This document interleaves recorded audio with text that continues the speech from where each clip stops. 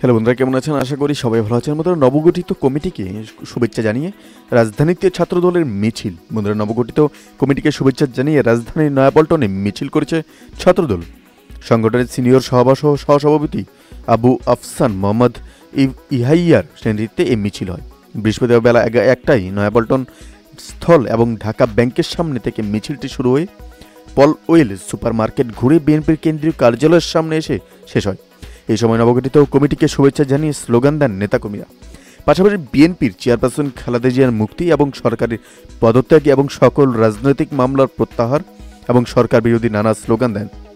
সংক্ষিপ্ত বক্তব্যে আবু আফসান মোহাম্মদ ইয়াইয়া বলেন যে দায়িত্বশীল জায়গা থেকে ছাত্রদলের সবাইকে একসাথে নিয়ে আগামীতে আন্দোলন সংগ্রামে ভূমিকা রাখব। ছাত্রদলের নেতৃত্বে ১৫ বছর ধরে জেকে বসে থাকা ফ্যাসিস্ট সরকারের পতন করব। মিছিলে উপস্থিত ছিলেন ছাত্রদলের সাবেক যুগ্ম সাধারণ সম্পাদক মেহেদী হাসান মিঠু এবং মাহমুদুল হাসান এবং আরও অনেকেই সেখানে উপস্থিত ছিলেন। প্রসঙ্গত, ১ মার্চ ছাত্রদলের কমিটি ভেঙে ৭ সদস্যের আংশিক কমিটি ঘোষণা করা হয়। বন্ধুরা, এই আপডেট সম্পর্কে আপনাদের কি মতামত অবশ্যই আমাদের কমেন্ট বক্সে জানাতে ভুলবেন না।